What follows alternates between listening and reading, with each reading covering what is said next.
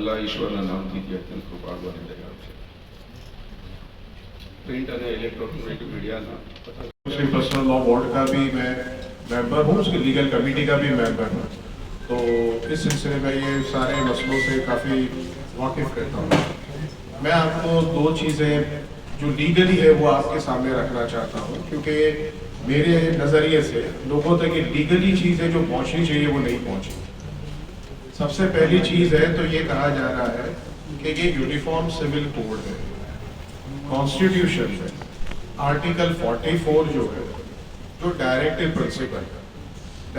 Principal यानी वो जो सरकार को एक गाइडिंग फैक्टर है, निशादेश करते हैं कि आपको ऐसा करना है या ऐसा करना चाहिए. और आर्टिकल 44 ये कहता है कि हिंदुस्तान की गवर्नमेंट को कोशिश करनी है, एंडेवर करना है, प्रयत्न करना है कि वो यूसीसी लागू करे. उसको बंधन करता नहीं करता कि या बंधन उसको बाधित नहीं करता कि आपको यूसीसी लाना ही लाना है.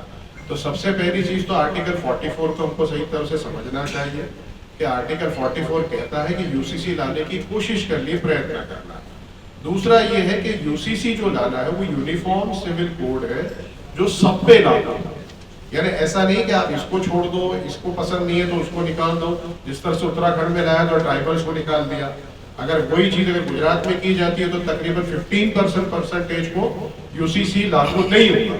तो अगर ये ऐसा यूसीसी है तो ना उत्तराखंड में यूसीसी है ना ये गुजरात में होगा. इसके अलावा एक और चीज जो है वो ये है कि पार्लियामेंट इन्हें यूसीसी लाना वो इंडियन गवर्नमेंट का काम है, पूरे हिंदुस्तान भर के लिए लाना है, वो टेरिटरी ऑफ इंडिया के लिए लाना है जो आर्टिकल 44 कहता है. ये नहीं कहता कि एक एक राज्य के लिए लेके आओ.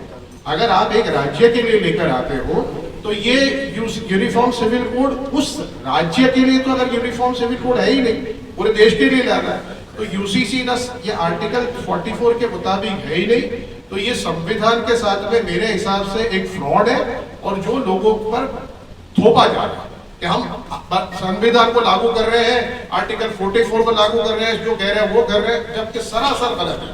अगर करना चाहते हैं तो पूरे हिंदुस्तान में करो. और इस तरह के डायरेक्टिव प्रिंसिपल्स कई सारे हैं.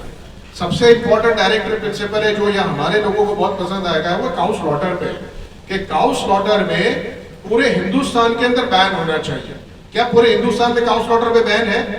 नहीं है. Kerala, West Bengal, Assam, north Indian state, वहां सब जगह परमिशन है. तो अगर हिंदुस्तान के एक हिस्से में काउ जो बीफ है वो अवेलेबल है और दूसरी जगह आप बैन करते हो तो उसको तो आप यूनिफॉर्मली पूरे कंट्री में नहीं लगा सके. लेकिन यूनिफॉर्म सिविल कोड वो आपको कोशिश करनी हिंदुस्तान भर के लिए नहीं, सिर्फ गुजरात के लिए. पहले आपने उत्तराखंड में की और अब गुजरात में कर. तो ये बिल्कुल अनकॉन्स्टिट्यूशनल है, कॉन्स्टिट्यूशन के खिलाफ की बात है. तो सबसे पहली गलतफहमी तो ये दूर होनी चाहिए.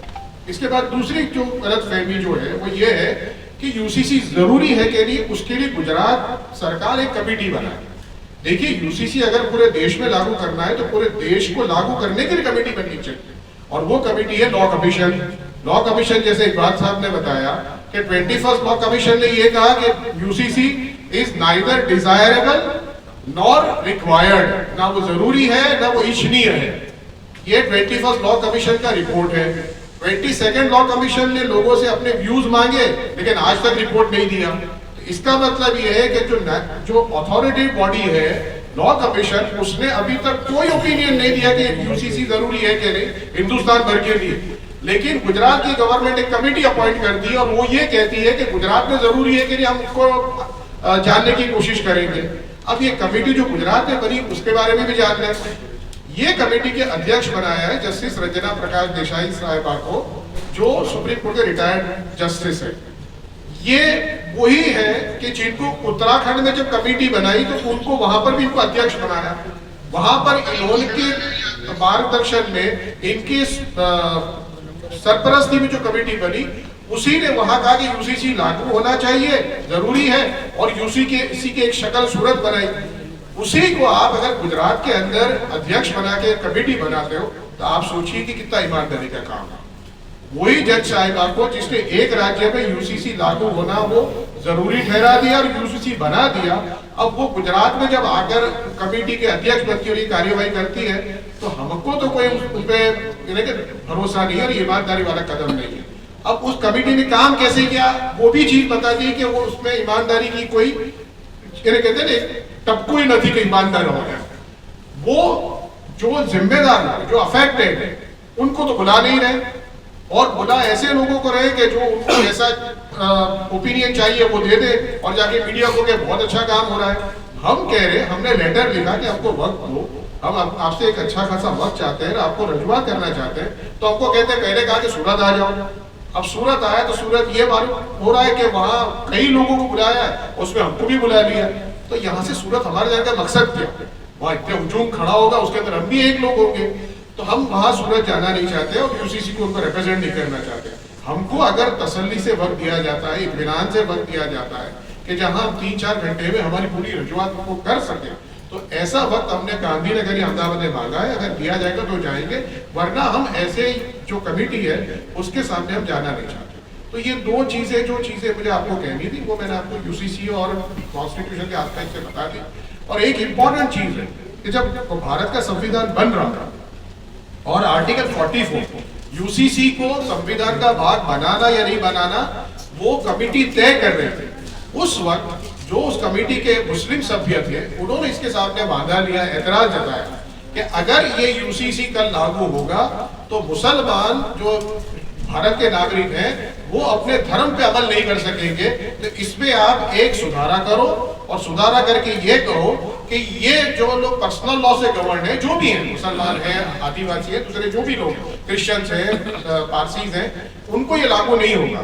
तो अंबेडकर साहब ने उस कमेटी को आश्वासन दिया, जो आश्वासन हमारे लिए आज भी बहुत अहम बात है और हमारे लिए बहुत जरूरी है। हमारी पूरी जो आज एग्जिस्टेंस का दारोमदार वो आश्वासन है।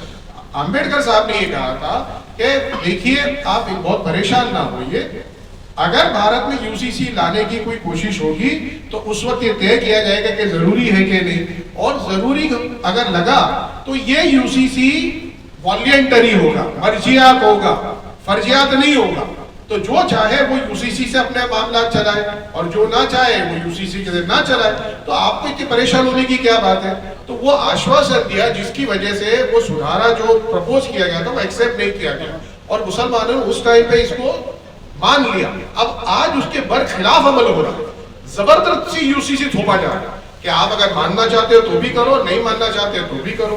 तो ये सारी चीजें कि संविधान बनाने के वक्त जो हुआ और संविधान जो है उसके खिलाफ की बातें हैं।